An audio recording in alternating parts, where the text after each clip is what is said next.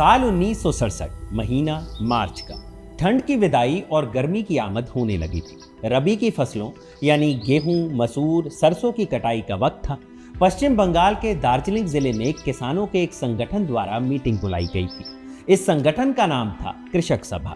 Meeting में किसानों की हालत पर बहसें हुई। संगठन ने किसानों को निर्देश दिया, जाओ और जिस जमीन पर फसल उगाते हो उस पर कब्जा कर लो, यानी जमींदारों के खेत पर कब्जा। दरअसल उस इलाके में ज्यादातर किसान बड़े जमींदारों का खेत जोता करते थे। बदले में कुछ को मजदूरी मिलती थी तो कुछ को फसल का एक हिस्सा। ये हिस्सा बेहद कम होता था, इतना कम कि महीना 2 महीना भी पेट भर पाना मुश्किल होता। कृषक सभा communist party of India Marxist का संगठन था, जो भूमिहीन किसानों के लिए सशस्त्र संघर्ष की राह पर चल निकला था। तो किसान कृषक सभा की बातों में आ गए। इन्हीं के बीच एक शख्स का नाम था बिगुल किसान। उनके पास अपनी बित्ते भर की भी जमीन नहीं थी। बिगुल एक कांग्रेस नेता ईश्वर तिर्की का खेत जोतते थे। तिर्की एक बड़े जमींदार थे जिनके पास काफी जमीनें थी। कृषक सभा की कही बात मानकर बिगुल तिर्की की जमीन कब्जाने लहरीपुरा इलाके में पहुंच गए। वो पूरा खेत खुद ही जोतने लगे। इतने में तिर्की के लोग खेत में आ धमके। जमींदार के गुंडों ने बिगुल किसान पर हमला कर दिया। बिगुल का सर लगभग कुचल दिया, जिससे वो मरते मरते बचे। और तो और गुंडे उनका हल और बैल भी छीन कर ले गए। जमींदार ने अपनी गुंडाई कर दी थी। अब बारी थी कॉमरेडों के गुट की, जो ईश्वर तिर्की जैसे लोगों को देखना तक नहीं चाहते थे। तिर्की ये बात भली भांति जानता था, रसूखदार था, पॉलिटिकली पावर्ड भी था। पश्चिम बंगाल में भले कांग्रेस सरकार की विदाई हो गई थी, लेकिन दिल्ली में तो खूंटा गड़ा ही था। तिर्की ने सीधे दिल्ली में संपर्क साधा। सुरक्षा के लिए सीआरपीएफ की टुकड़ी उसके इलाके में उतार दी गई। फिर भी कृषक सभा से जुड़े प्रहलाद सिंह और मुजीबुर रहमान के नेतृत्व में तिर्की पर हमला हुआ। इस हमले में तिर्की की जान बच गई, लेकिन ईश्वर तिर्की का बचना उस इलाके में कईयों की मौत का ट्रिगर पॉइंट बनने वाला था। तिर्की वाली घटना बिजली सर्किट का वो फ्यूज बना जिसके ऑन हो जाने की राह चीन और रूस की तरह क्रांति कर देने का सपना सजाए लोग देख रहे थे। ये वो लोग थे जो 1967 के बाद नक्सली कहलाए, क्योंकि ये सारा कांड बंगाल के नक्सलबाड़ी इलाके में हो रहा था और भारत की जमीन पर नक्सलवाद के बीज बोए जा रहे थे। और ट्रिगर तिर्की बिगुल प्रकरण के बाद दब चुका था। तो पहली गोली जाकर नगेन रॉय चौधरी नाम के एक जमींदार को लगी। नगेन नक्सलबाड़ी का ही जमींदार था। कृषक सभा वाली मीटिंग के बाद जब किसान खेतों पर कब्जा करने लगे, तब नगेन ने एक किसान पर गोली चला दी। उसने काफी बड़ी गलती कर दी थी। उसे अंदाजा नहीं था कि इसका नतीजा क्या होगा। उसके पास कोई पॉलिटिकल बैकिंग भी नहीं थी। उसके पास थी तो कुछ बंदूकें और कुछ लोग, लेकिन ये इंतजाम उसे बचा ना पाया। एक दिन कृषक सभा के लोगों ने उस पर हमला किया और गिरफ्तार कर उसे अपनी अदालत में ले गए। बुर्रागंज गांव में नगेन के खिलाफ ओपन ट्रायल चला। सभा ने उसे जुर्म कबूल करने को कहा। उसे कसम खाने को कहा गया कि वो आगे से किसी किसान पर गोली नहीं चलाओगे। लेकिन नगेन शायद उस दिन अपनी ही सुपारी लिए बैठा था। उसने चिल्लाकर कहा, यदि आवश्यक हुआ तो मैं किसानों पर फिर से गोली चलाऊंगा और इस बार मैं उन्हें जान से मार दूंगा। नगेन की धमकी ही फैसले के लिए काफी थी। ओपन ट्रायल में फैसला हुआ कि नगेन को जान से मार दिया जाए। फिर क्या था, फैसला हुआ और एक्शन ले लिया गया। हजारों किसानों के सामने जमींदार नगेन रॉय चौधरी का सर कलम कर दिया गया। जंगल संथाल नाम के कम्युनिस्ट नेता ने नगेन का गला काटा था। ये नक्सलबाड़ी में पहले जमींदार की हत्या थी, पहला कत्ल। ओपन ट्रायल में बहे इस खून से ही शुरू हुआ वो आंदोलन जिसने हिंदुस्तान की जमीन में एक वाद के बीज रोप दिए, नक्सलवाद, जिसे फॉलो करने वाले कहलाए नक्सलवादी, जो हथियार के दम पर सत्ता परिवर्तन की वकालत करते रहे, जो चीन के माओ जेडोंग को अपना आदर्श मानते हैं और नक्सलबाड़ी आंदोलन के बाद भी माओ से मिलने चीन गए थे। नमस्कार, मैं हूं भूपेंद्र सोनी और आप देख रहे हैं खबरगांव।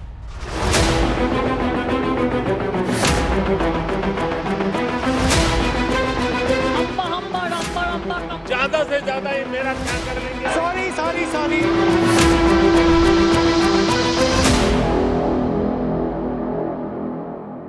सोनार बांग्ला के इस एपिसोड में कहानी नक्सलबाड़ी की। कहानी देश के पहले नक्सली कानू सान्याल की और उन चारू मजूमदार की जिनके तैयार किए हिस्टोरिकल 8 डॉक्यूमेंट्स के बाद बंगाल की धरती से शुरू हुआ नक्सलवाद। कैसे ये दो कम्युनिस्ट जो हथियार के बूते क्रांति करना चाहते थे, एक एक कर डरावनी मौत मरे। बताएंगे कहानी कि जब भारत के कम्युनिस्टों का दस्ता चीन में माओ से मिला तो क्या बातें हुई थी, और सबसे दिलचस्प कि कम्युनिस्ट धड़े वाली सरकार होने के बावजूद बंगाल में नक्सलबाड़ी आंदोलन कैसे छिड़ गया।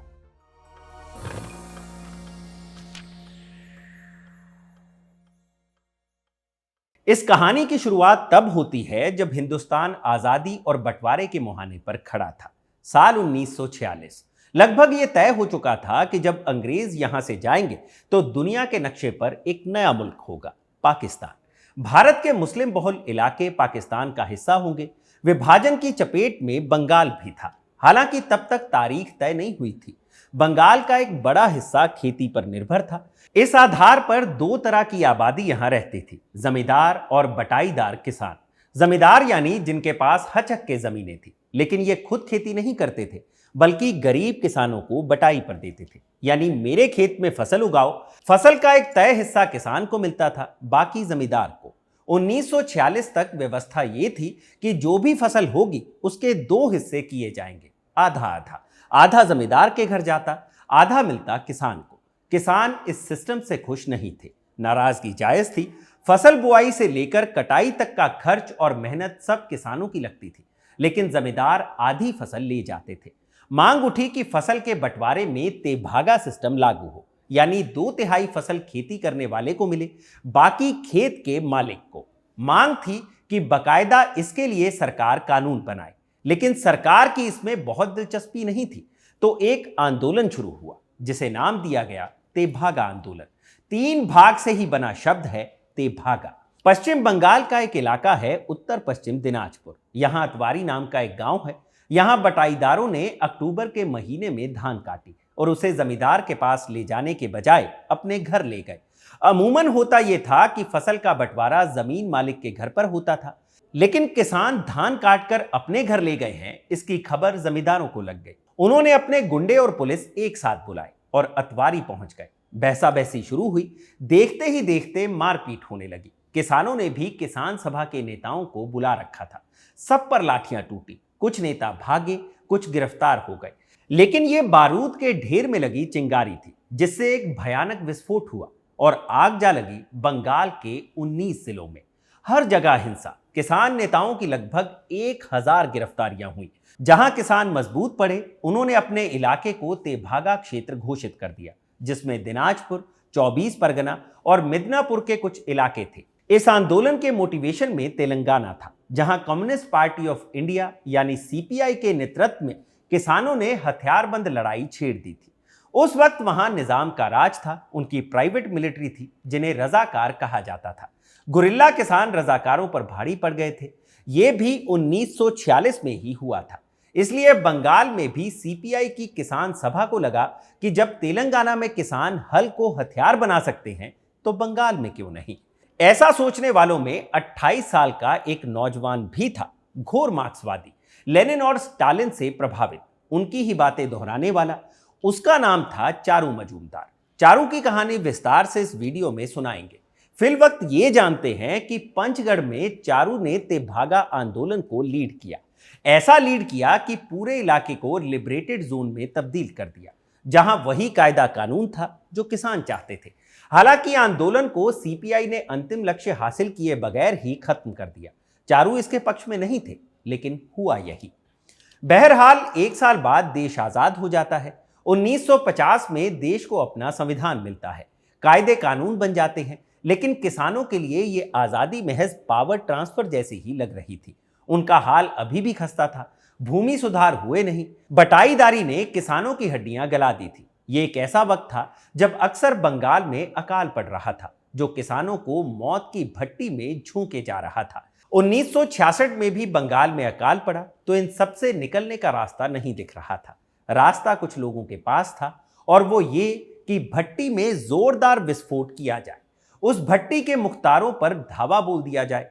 इनमें 2 नाम सबसे बड़े हैं, चारू मजूमदार और कानू सान्याल। इन दो किरदारों को यहां विस्तार से देखना होगा ताकि हमारी एंट्री नक्सलबाड़ी में हो सके।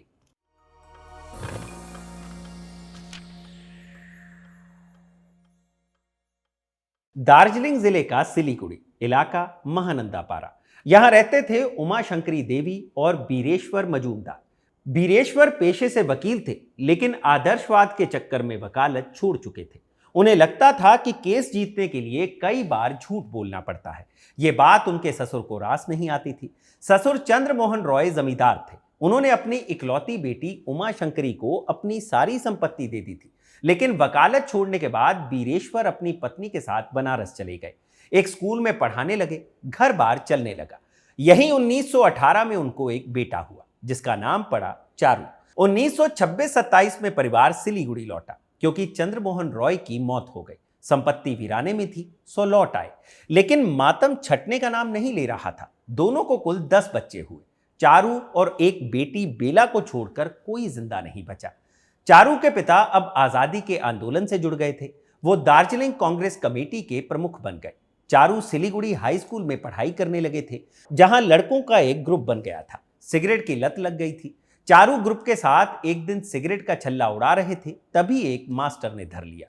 बाकी बच्चे सकपका गए, कहने लगे कि बस ये आखिरी था, आज के बाद ये दोबारा नहीं होगा। लेकिन चारू का अंदाजे बयां कुछ और था। बोले, सर ये लोग शौकिया हैं, शायद स्मोकिंग छोड़ दे, मैं नहीं छोड़ पाऊंगा। क्लास 3 से ही रेगुलर पी रहा हूं। हाँ, इतना वादा करता हूं कि आपके सामने कभी स्मोकिंग नहीं करूंगा। पढ़ने में ये लड़का ठीक था, लेकिन परीक्षा में उतने ही सवालों के जवाब लिखता था जितने से पासिंग मार्क्स आ जाए। मैट्रिक की बोर्ड परीक्षा से पहले स्कूल एग्जाम हुआ, उसमें चारू ने टॉप किया। टीचर्स ध्यान देने लगे कि बोर्ड में भी टॉप कर जाए ताकि स्कॉलरशिप मिल सके। लेकिन चारू ने बोर्ड परीक्षा से ऐन पहले अपनी किताबें उन दोस्तों में बांट दी जिनके पास किताबें नहीं थी। लिहाजा बोर्ड परीक्षा में टॉप तो नहीं किया, लेकिन फर्स्ट डिवीजन जरूर आई थी। इसके बाद दाखिला हुआ एडवर्ड कॉलेज में, जो कि पबना में था। पबना अब बांग्लादेश में है। ये वो कॉलेज था जहां चारू मजूमदार की आंखों में लाल चमक दिखने लगी। वो अपने ग्रुप में कम्युनिज्म पर बहसें करने लगे थे, और ये सब इतना ज्यादा हो गया कि वो थ्योरी में पढ़ रहे वर्ग संघर्ष और किसानों के उत्थान की बात को प्रैक्टिकल में बदल देना चाहते थे। ऐसे में पिता के मना करने के बावजूद कॉलेज की पढ़ाई बीच में ही छोड़कर चारू सिलीगुड़ी लौट गए। कुछ दिन जयप्रकाश नारायण के बनाए कांग्रेस सोशलिस्ट पार्टी से जुड़े रहे। उन दिनों सीपीआई के एक नेता हुआ करते थे, माधव दत्ता। वो एक बार सिलीगुड़ी आए थे, तब किसी ने बता दिया कि यहाँ एक नया लड़का है तो दूसरी पार्टी में, लेकिन दिन भर अपने साथियों के साथ कम्युनिज्म की ही बातें करता है। माधव दत्ता महानंदा पारा के मजूमदार हाउस पहुंचे। चारू से मुलाकात हुई। बातों बातों में चारू ने अपने बैग से एक किताब निकालकर टेबल पर रख दी। ये किताब थी लुडविग फायरबाख की। ये कौन हुए? ये कार्ल मार्क्स के भी गुरु टाइप विचारक थे। दत्ता साहब का दिमाग हिल चुका था। 20-22 साल का लड़का फायरबाख को पढ़ रहा था। दत्ता ने तुरंत चारू को सलाह दी कि भाई अगर सीरियस हो तो सीपीआई से जुड़ो, काम शुरू करो, समय क्यों जाया करना। और चारू ने वक्त बर्बाद ना करते हुए सीपीआई का झंडा उठा लिया। जब चारू सीपीआई का झंडा उठा रहे थे, लगभग उसी दौरान एक लड़का कम्युनिस्टों के खिलाफ नफरत से भरा था। वो अपने इलाके में खुले नए नवेले सीपीआई दफ्तर पर पत्थर चला रहा था। ऑफिस के बाहर लगे साइन बोर्ड को तोड़ रहा था, क्योंकि वो सुभाष चंद्र बोस को असली नेता मानता था। उसे लगता था कि आजादी की असल लड़ाई तो बोस लड़ रहे हैं, जिन्हें कम्युनिस्टों ने दूसरे विश्व युद्ध के वक्त गद्दार कहा था, क्योंकि बोस हिटलर के पक्ष में खड़े थे। बोस से प्रेम की एक और वजह थी। 8-9 साल की उम्र में उसने सामने से बोस को देखा था, ऑटोग्राफ तक मिल गया था, तो अपनापन जैसा था, जिसे कम्युनिस्ट अनाप शनाप बोल रहे थे। इस लड़के का नाम हुआ कृष्ण कुमार सान्याल, जिनके पिता आनंद गोविंद सान्याल दार्जिलिंग सेशन कोर्ट में क्लर्क थे। मां निर्मला देवी घर संभालती थी। निर्मला अपने बेटे कृष्ण को प्रेम से कानू बुलाती थी, तो एक वक्त के बाद वो कृष्ण कुमार सान्याल के बजाय कानू सान्याल ही हो गए। दार्जिलिंग ही उनका ठिकाना था। पिता और आसपास के लोग मोहनदास करमचंद गांधी की नीतियों के खिलाफ थे, सुभाष चंद्र बोस को अपना नेता मानते थे। उसी का असर कानू पर भी था। चारू की तरह कानू स्कूल में सिगरेट तो नहीं पीते थे, लेकिन एक बार एक मास्टर ने आरोप लगा दिया था कि यह बच्चा बीड़ी पीता है। कानू ने कह दिया था कि बेजा आरोप ना लगाएं, सबूत दें कि वो बीड़ी पी रहे थे। सबूत तो नहीं मिला, मार जरूर पड़ी, पहले मास्टर से, फिर घर जाकर पापा से पिट गए। बहुत पढ़ाकू नहीं थे, मैट्रिक में फेल हो गए, दोबारा परीक्षा देकर सेकंड डिवीजन से पास हुए, इंटरमीडिएट में भी फेल हुए। घर वालों ने कहा दोबारा परीक्षा दो, लेकिन माने नहीं, पढ़ाई ही छोड़ दी। बस एक बेचैन आत्मा लिए घूम रहे थे। कॉलेज के दिनों में रास्ते में सीपीआई का ऑफिस पड़ता था। कई बार मन हुआ कि पार्टी ज्वाइन कर ले, लेकिन सुभाष चंद्र बोस वाली बात आड़े आ जाती थी। बीच में कलिम्पोंग सब डिविजनल ऑफिस में रेवेन्यू कलेक्शन क्लर्क की नौकरी लग गई। ये साल 1948 की बात है। उसी साल 25 मार्च को बंगाल सरकार ने सीपीआई को राज्य में बैन कर दिया। मुख्यमंत्री थे बिधान चंद्र रॉय। कानू सोच में पड़ गए कि एक आजाद मुल्क में किसी राजनीतिक पार्टी पर बैन कैसे लग सकता है। यही सवाल उन्हें सीपीआई के करीब ले गया। वो अपने दोस्तों के साथ हर वक्त इस सवाल पर चर्चा करने लगे। इन्हीं चर्चाओं की कोख से पैदा हुआ जन रक्षा समिति नाम का संगठन, जिसे कानू सान्याल और उनके दोस्तों ने बनाया था। तय हुआ कि मजदूरों के बीच वही काम करेंगे जो सीपीआई करती है। साल बदल चुका था। कैलेंडर पर 1949 की तारीखें लगने लगी थी। एक घटना घटी जिसने सान्याल को पक्का कम्युनिस्ट बना दिया। कोलकाता के बो बाजार में कम्युनिस्टों का एक ग्रुप प्रदर्शन कर रहा था। प्रदर्शनकारियों पर पुलिस ने गोली चला दी। 5 कॉमरेड्स मार दिए गए। सान्याल के मन में पहले ही एक सवाल था, आजाद देश में किसी पॉलिटिकल पार्टी पर बैन क्यों लगाया गया। अब नया सवाल आ गया कि पॉलिटिकल एक्टिविस्ट को पुलिस गोली कैसे मार सकती है। उन्होंने तय कर लिया कि इसका बदला लेना है, विरोध करना है। ज्यादा इंतजार नहीं करना पड़ा। कुछ ही दिनों बाद बंगाल के सीएम बिधान चंद्र रॉय सिलीगुड़ी में एक पब्लिक लाइब्रेरी के उद्घाटन के लिए पहुंचे। कानू के नेतृत्व में जन रक्षा समिति ने 150 से ज्यादा लोगों के साथ बाबूपारा से प्रोटेस्ट मार्च निकाला। प्लान था सीएम को काला झंडा दिखाने का। मार्च करने वालों की पहली भिड़ंत सिलीगुड़ी पुलिस स्टेशन के सामने हुई।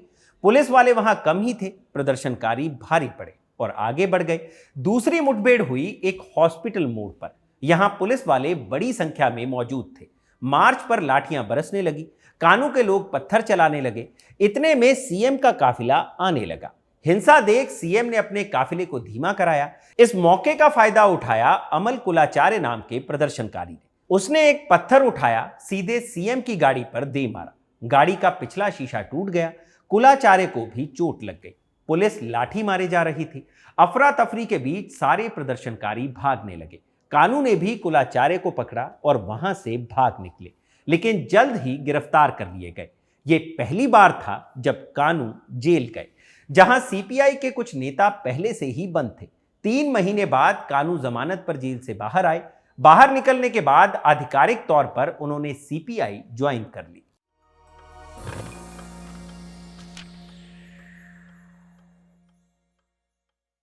साल 1962 भारत और चीन के बीच जंग छिड़ गई।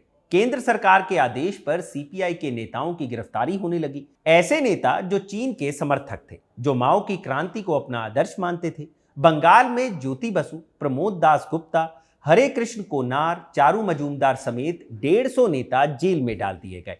कानू सान्याल कुछ दिनों तक अंडरग्राउंड रहे, लेकिन आखिरकार पुलिस ने उन्हें भी पकड़ लिया। इन सबको दमदम सेंट्रल जेल में रखा गया था। सीपीआई के नेता इस मुहाने पर आकर 3 गुटों में बंट चुके थे।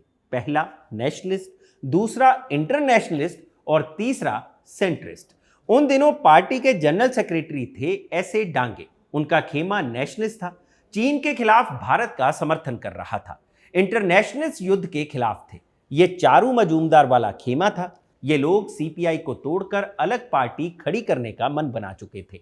बाकी बचे सेंट्रिस्ट, ज्योति बसु का गुट, जो चीन के साथ दोस्ताना रिश्ते की वकालत करते थे। ये अभी पार्टी से अलग नहीं होना चाहते थे। बप्पादित्य पॉल अपनी किताब द फर्स्ट नक्सल में कानू सान्याल के हवाले से लिखते हैं, चारूदा अपने स्टैंड के बारे में बहुत मुखर थे। असल में उन्होंने प्रस्ताव दिया था कि प्रोविंशियल कमेटी को 1 अक्टूबर को जेल परिसर के अंदर ही चीनी क्रांति दिवस के रूप में मनाना चाहिए।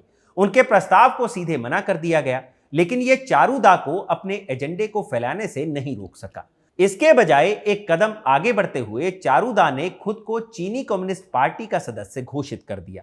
हालांकि उस वक्त कानू को यह सब जल्दबाजी लग रही थी, लेकिन चारू ऐसी ही प्रवृत्ति के थे। वो अभी क्रांति कर लेने वाले मूड में रहते थे। खैर, युद्ध खत्म हुआ। धीरे धीरे ये नेता जेल से रिहा हो गए, लेकिन यह तय हो चुका था कि अब नई कम्युनिस्ट पार्टी का जन्म होने वाला है। तारीख आती है 11 अप्रैल 1964 की। आंध्र प्रदेश के तेनाली में सीपीआई का कॉन्फ्रेंस था। इसी कॉन्फ्रेंस से पार्टी की नेशनल काउंसिल के 32 मेंबर उठकर बाहर चले गए। उन्होंने एक नई पार्टी के गठन का ऐलान कर दिया। नाम रखा सीपीआईएम, यानी सीपीआई मार्क्सिस्ट। इसके लाल झंडे पर दिखता है हंसिया, हथौड़ा और एक सितारा। जिस सीपीआई से टूटकर यह पार्टी बनी, उसकी स्थापना 1925 में एमएन रॉय ने कुछ और नेताओं के साथ मिलकर की थी। रॉय ने ही मैक्सिकन कम्युनिस्ट पार्टी की भी स्थापना की थी।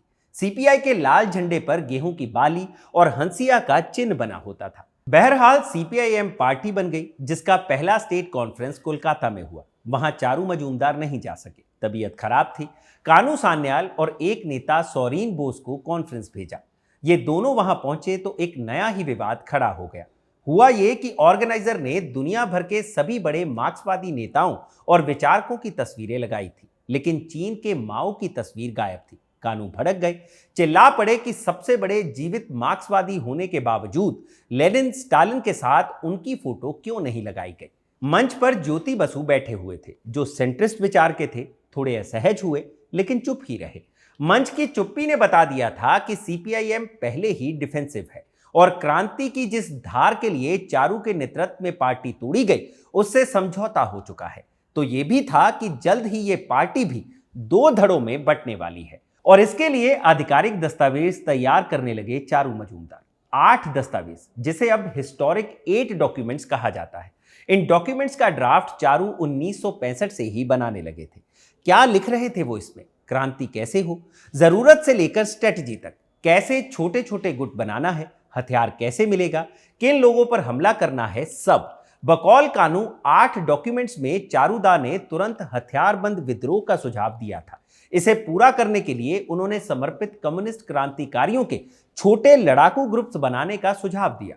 लड़ाकू ग्रुप्स गुप्त रूप से काम करने वाले थे। चारूदा के मुताबिक तत्काल टारगेट जमींदार, पुलिस और सिविल एडमिनिस्ट्रेशन के बड़े अधिकारी थे। क्रांतिकारी गतिविधियों का विरोध करने वाले भी इस लिस्ट में थे। उन्हें छोटे लड़ाकू ग्रुप्स पर काफी भरोसा था। उल्टे वो ये तक मानते थे कि बड़े संगठन कॉमरेड्स के क्रांतिकारी जोश को ठंडा कर देते हैं। वो एक एक कर ये डॉक्यूमेंट्स लिखते और संगठन के लोग इसे पार्टी के नेताओं तक पहुंचा देते।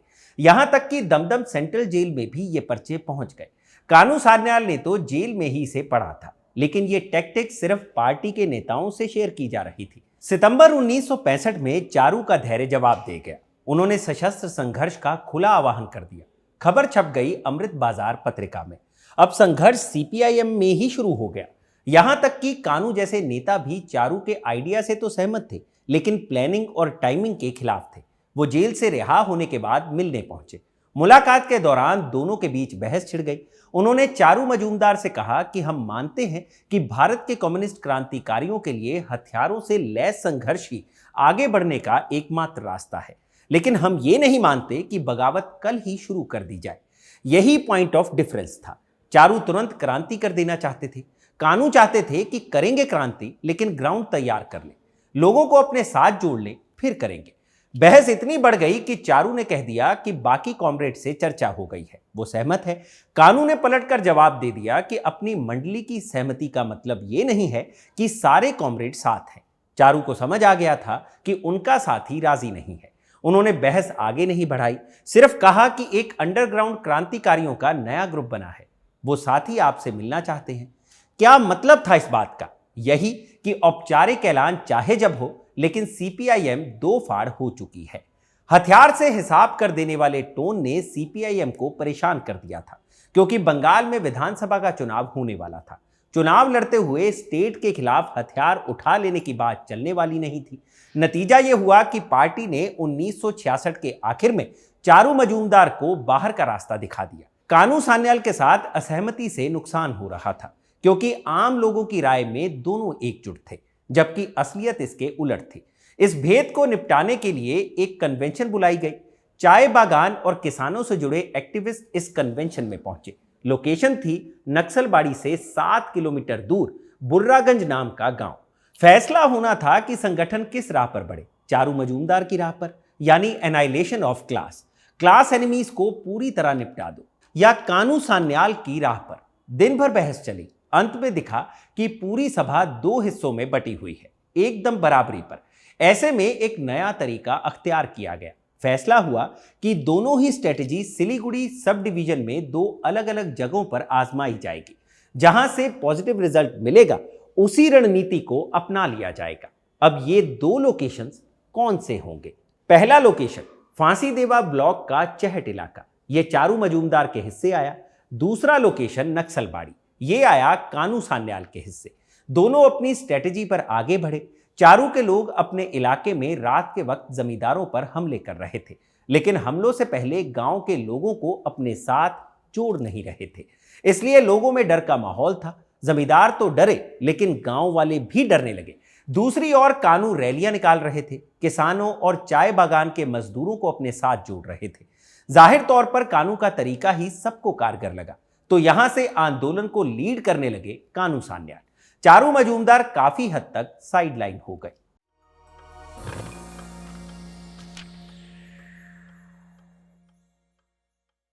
साल 1967 पश्चिम बंगाल में विधानसभा का चुनाव होने जा रहा था। सत्ता में थी कांग्रेस। प्रफुल्ल चंद्र सेन सीएम थे। मार्च महीने में चुनाव हुआ। कांग्रेस के 2 वामपंथी गठबंधन मुख्य रूप से चुनौती पेश कर रहे थे, यूनाइटेड लेफ्टिस्ट फ्रंट यानी यूएलएफ और पीपल्स यूनाइटेड लेफ्ट फ्रंट यानी पीयूएलएफ। सीपीआईएम के नेतृत्व वाली यूएलएफ में 7 पॉलिटिकल पार्टियां थी। संयुक्त socialist party, socialist union centre, Marxist forward block, revolutionary communist party of India, workers party of India और रेवोल्यूशनरी सोशलिस्ट पार्टी। पीयूएलएफ में 4 पार्टियां थी, CPI, Bangla Congress, forward block और बोल्शेविक पार्टी ऑफ इंडिया। चुनाव हुए कुल 280 सीटों पर। नतीजे आए, कांग्रेस के खाते में गई 127 सीटें, जो कि बहुमत से 14 सीट कम थी। यूएलएफ ने 68 सीटों पर जीत दर्ज की थी। पीयूएलएफ को मिली 65 सीटें।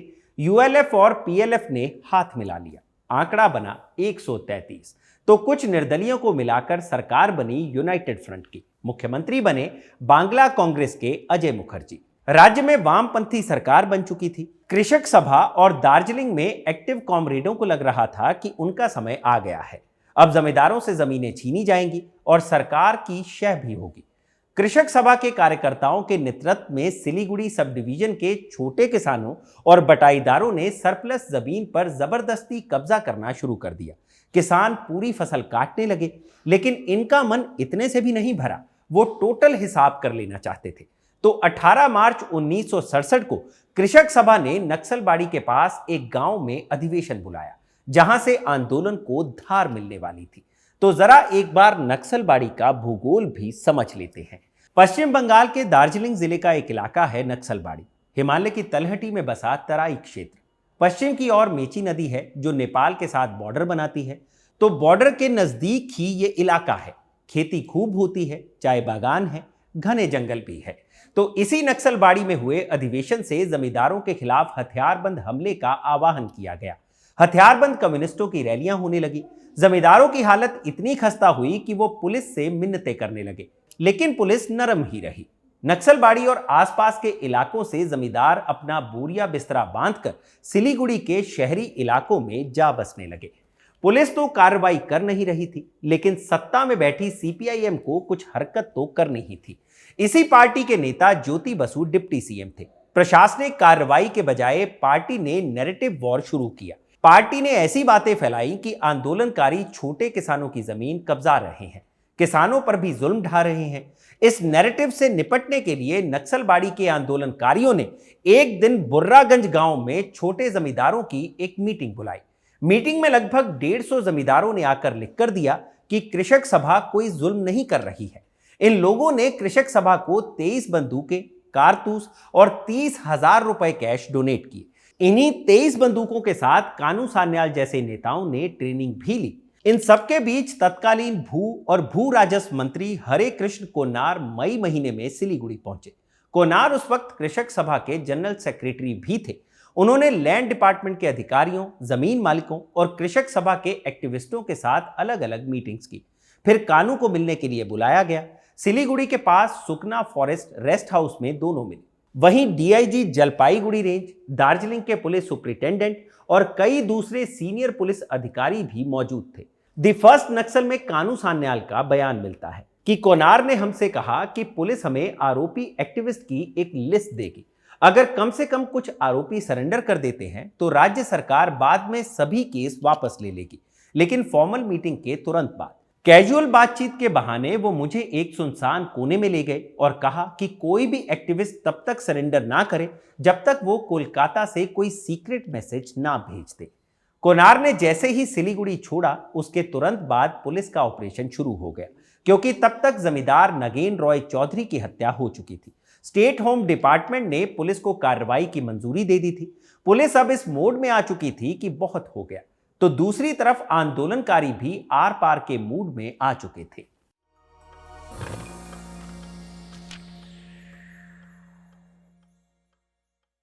स्टेट के खिलाफ हथियार के बूते पर जंग छिड़ी जा रही थी। स्टेट भी हथियार का जवाब हथियार से देने लगा था। नक्सलबाड़ी और आसपास के गांव में पुलिस की एंट्री ना हो, इसका इंतजाम कर दिया गया था। गांव के किसान और आंदोलनकारी बंदूक, तीर धनुष, कुल्हाड़ी जैसे हथियार लिए मार्च करते रहे थे। 24 घंटे पहरा दिया जाता था कि कहीं से कोई पुलिस गांव में ना घुस सके। 24 मई 1967 के दिन पुलिस को एक टिप मिली। कानू सान्याल की टिप थी। पता चला कि नक्सलबाड़ी के पास बर्जरू नाम के एक गांव में कानू अपने कम्युनिस्ट साथियों के साथ कैंप कर रहे हैं। पुलिस का सबसे बड़ा टारगेट वही थे। उनकी गिरफ्तारी भर से इस आंदोलन का सर कुचला जा सकता था। पुलिस फौरन एक्शन में आ गई। इंस्पेक्टर सोनम वांगदी अपनी टीम लेकर धड़धड़ाए गांव में घुस गए। पुलिस गांव में घुस गई है, ये बात पूरे गांव में फैल गई।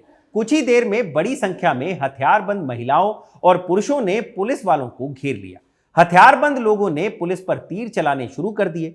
2 तीर इंस्पेक्टर सोनम वांगदी को भी लगे। वांगदी की मौके पर ही मौत हो गई।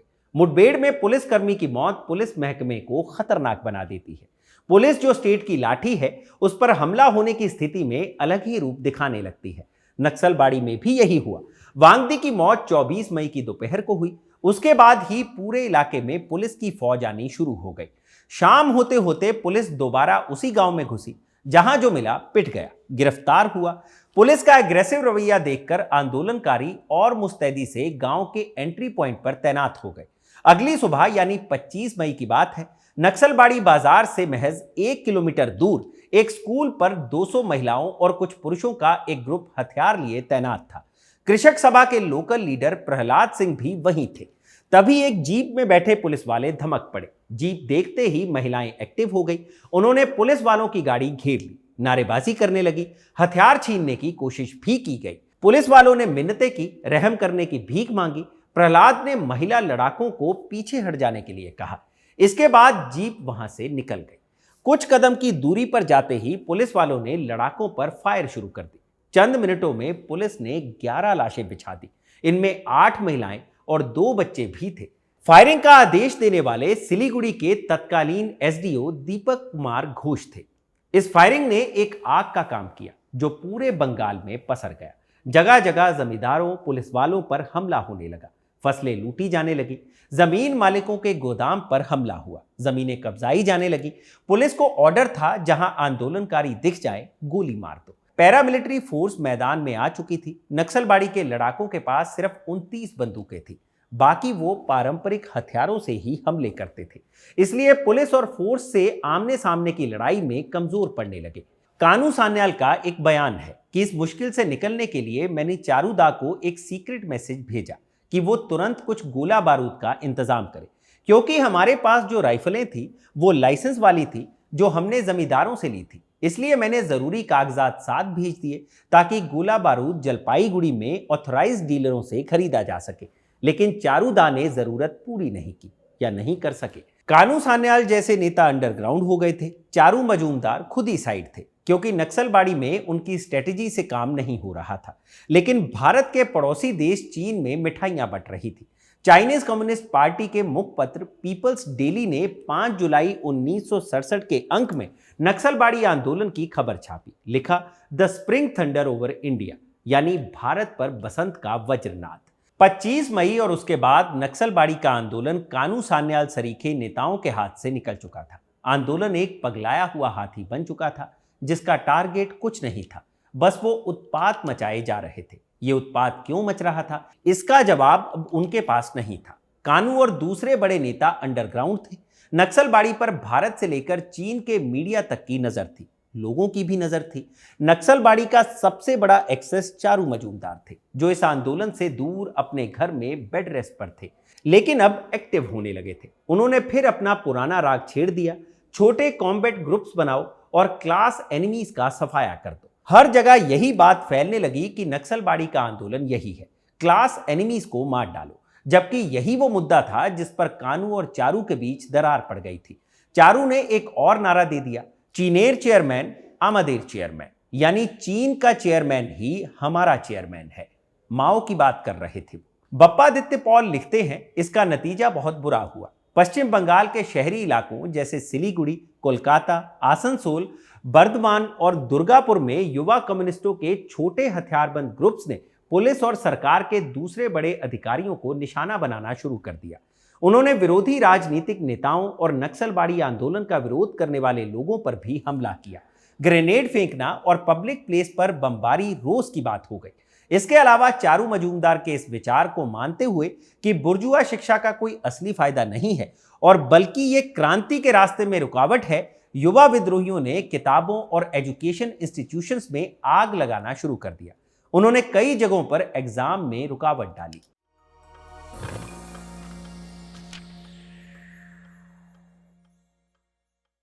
स्टेट ने उन हथियारों को दबा दिया था जो उसके खिलाफ उठे थे। 5 जुलाई को सरकार के आदेश पर पुलिस ने एक ऑपरेशन शुरू कर दिया, जिसका कोड नेम था ऑपरेशन क्रॉसबो। पूरा नक्सलबाड़ी पुलिस छावनी में तब्दील हो गया था। गांव में पुलिस के कैंप लगा दिए गए। कानू सान्याल के खिलाफ शूट एंड साइट का ऑर्डर था। 20 जुलाई तक जंगल संथाल और कई बड़े कम्युनिस्ट नेता गिरफ्तार कर लिए गए। कई हथियारबंद नेताओं ने सरेंडर भी कर दिया था। कानू सान्याल अपने साथियों के साथ जंगल में शरण लिए हुए थे।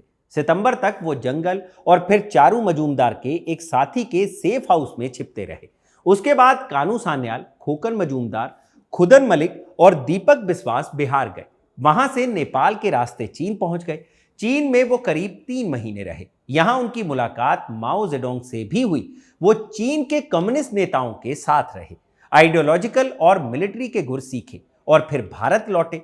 लौटते वक्त माओ ने कानू से कहा था, चीन में जो कुछ सीखा यहीं भूल जाओ, नक्सलबाड़ी जाओ, वहां के हिसाब से संघर्ष को आगे बढ़ाओ और हमेशा ध्यान रखना कि ग्राउंड रियलिटी क्या है।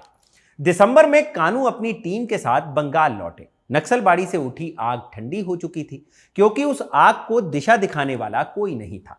लौटकर आने पर भी अंडरग्राउंड ही रहे, भेष बदलकर कॉमरेडों के साथ मीटिंग करते रहे। रणनीति बनती रही कि आंदोलन को आगे कैसे बढ़ाना है। लेकिन कुछ ही महीनों बाद अक्टूबर 1968 में कानू पुलिस के हत्थे चढ़ गए। गिरफ्तार कर उन्हें दार्जिलिंग जेल में डाल दिया गया। ये वो दौर था जब साल 2 साल के अंतराल में बंगाल ने 2 मुख्यमंत्री और फिर राष्ट्रपति शासन देख लिया था। 1967 वाले चुनाव में यूनाइटेड फ्रंट की सरकार बनी। अजय मुखर्जी उसके सीएम बने, लेकिन जल्दी ही यूनाइटेड फ्रंट में कई मुद्दों पर टकराव होने लगा। अजय मुखर्जी, जो बांग्ला कांग्रेस के नेता थे, उन्हें लगता था कि कम्युनिस्टों ने सारे बड़े विभाग अपने पास रख लिए हैं। फिर खेती और अन्य मुद्दों पर भी पार्टियां आपस में टकराने लगी। सरकार में शामिल प्रफुल्ल चंद्र घोष पहुंच गए राजभवन। उन दिनों राज्यपाल हुआ करते थे धर्मवीर। पीसी घोष अपने साथ 17 विधायकों का समर्थन ले गए थे। राज्यपाल को जानकारी दी कि अजय मुखर्जी की सरकार से हम अपना समर्थन वापस ले रहे हैं, इसलिए सरकार अल्पमत में आ गई है। यही बात कांग्रेस ने भी दोहरा दी कि सरकार अल्पमत में आ गई है। राज्यपाल ने अजय मुखर्जी से कहा कि विधानसभा का सत्र बुलाइए और साबित कीजिए कि आपके पास बहुमत है या नहीं। मुखर्जी तो जानते ही थे कि बहुमत नहीं है, तो सत्र बुलाने में देरी करने लगे। लेकिन राज्यपाल को देरी पसंद नहीं आई। उन्होंने सरकार ही बर्खास्त कर दी। कांग्रेस ने पीसी घोष को समर्थन दे दिया। नतीजा यह हुआ कि पीसी घोष बन गए बंगाल के मुख्यमंत्री। शपथ की तारीख थी 21 नवंबर 1967। इसी खींचतान में दिसंबर और जनवरी का महीना बीत गया और फिर आया फरवरी का महीना। बजट सत्र होने वाला था, राज्यपाल को भाषण देना था, लेकिन यूनाइटेड फ्रंट वाले तमतमाए हुए थे। उनकी सरकार जो बर्खास्त कर दी गई थी, राज्यपाल का रास्ता रोक दिया गया। विधानसभा में घुस नहीं पाए, फिर वहां से भागना भी पड़ा। बजट सत्र शुरू होने से पहले ही खत्म हो गया। केंद्र में उन दिनों कांग्रेस की ही सरकार थी। प्रधानमंत्री थी इंदिरा गांधी। उन तक रिपोर्ट पहुंची तो केंद्र सरकार ने 20 फरवरी 1968 को राज्य में राष्ट्रपति शासन लागू कर दिया। साल भर तक प्रेसिडेंट रूल रहा। 25 फरवरी 1969 को राष्ट्रपति शासन हटना था, यानी इसी दौरान चुनाव हुआ। सत्ता में फिर से सीपीआईएम के नेतृत्व वाली यूनाइटेड फ्रंट की वापसी हुई। सरकार में आते ही कानू सान्याल और नक्सलबाड़ी के अन्य नक्सलियों को जेल से रिहा कर दिया गया, केस खत्म कर दिए गए। इसके बाद ही कोलकाता में अप्रैल के महीने में सीपीआईएम के बागी धड़े की मीटिंग होती है, जहां कानू सान्याल, चारू मजूमदार और अलग अलग राज्यों के नेता जुटते हैं। 27 अप्रैल 1969 को नई पार्टी बनती है, जिसका नाम रखा जाता है सीपीआई मार्क्सिस्ट लेनिनिस्ट, यानी सीपीआई-एमएल। यह भी तय होता है कि पार्टी का स्थापना दिवस होगा 22 अप्रैल, जिस दिन लेनिन का बर्थडे होता है। लेकिन नई पार्टी बन जाने से पुराने विभेद खत्म होने वाले तो थे नहीं।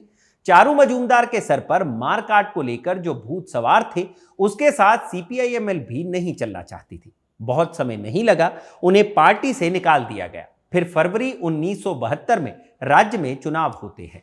कांग्रेस सत्ता में वापसी करती है। सिद्धार्थ शंकर रे सीएम बन जाते हैं। उन्होंने पगड़ी बांध ली थी कि नक्सलबाड़ी के कॉमरेडों को ढीला कर देंगे। कानू को पकड़कर जेल में डाल दिया गया।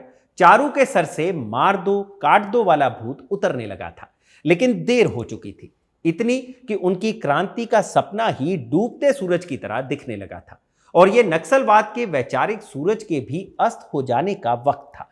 16 जुलाई 1972 को पुलिस ने कोलकाता में चारू मजूमदार को गिरफ्तार कर लिया। 22 दिनों तक उन्हें लाल बाजार पुलिस हेडक्वार्टर में बंद करके रखा गया। यहां अरेस्ट किए गए कम्युनिस्टों को टॉर्चर किया जाता था। चारू एक हार्ट पेशेंट थे, टॉर्चर झेल नहीं पाए। 28 जुलाई को उनकी सांसें उखड़ गई। दुनिया कैसा कैसा विरोधाभास दिखाती है। चारू की मौत के बाद विशाखापट्टनम जेल में उनकी याद में सभा का आयोजन हुआ। वहां कानू बोल रहे थे, आलोचना करने लगे चारू के टैक्टिक्स की। चारू के फॉलोअर्स भड़क गए, हंगामा मच गया। गुस्से में कानू ने यह कहते हुए अपना भाषण खत्म कर दिया, to hell with your Charu Majumdar.